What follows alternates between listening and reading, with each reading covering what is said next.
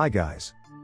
Today's video aims to help you understand the various consensus mechanisms used in blockchains.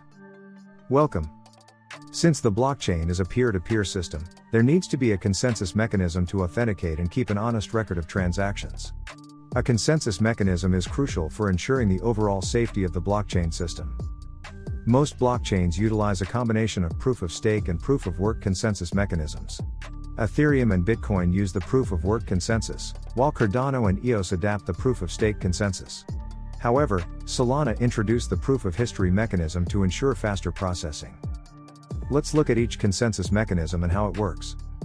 The proof-of-work mechanism dates back to the early computing days. It was invented in 1993 as a method of preventing spam and fraudulent activity in a network. It requires the users to commit extensive work in the system, usually in form of computing time.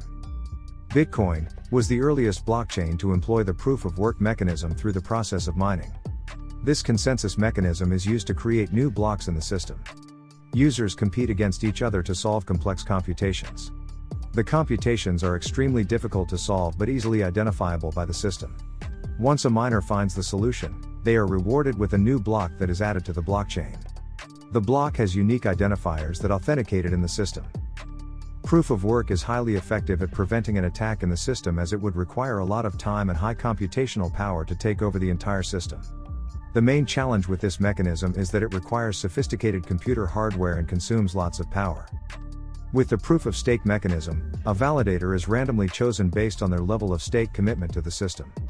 Users with a higher stake have a higher chance of being selected as a validator. The validator benefits by taking a fee from every transaction they verify. The proof-of-stake mechanism can apply a proof-of-authority model, whereby only a few selected participants can be validators. The few select have a high reputation in the system. Examples of blockchain systems that utilize the proof-of-authority system are the Ethereum Kavon testnet and IBM Hyperledger. Since the proof-of-stake mechanism is not competitive, only minimal energy is used up. It is a greener and more energy-efficient method of consensus. To ensure the safety of the network, most blockchains require a stake of 51% and above in order to gain sole control of computing power. These are very high stakes to attain, making it almost impossible. In case a validator attempts to engage in fraudulent activity within the system, they lose their stake. Most users who qualify to be validators have high stakes, so they are not willing to risk losing it. It ensures credibility in the verification process and safety in the overall system. Proof of history works by allocating time on a block in the system. This allows the blocks to be recorded in sequence. Since the allocation of time happens in microseconds, the processing time of the blockchain is high.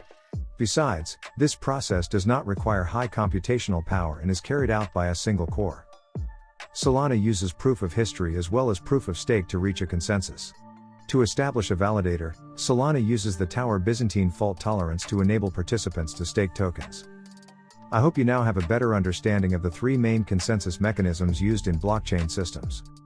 If you like this video, please like it and subscribe to the channel to learn more about crypto, blockchain, and NFTs. See you on the next video.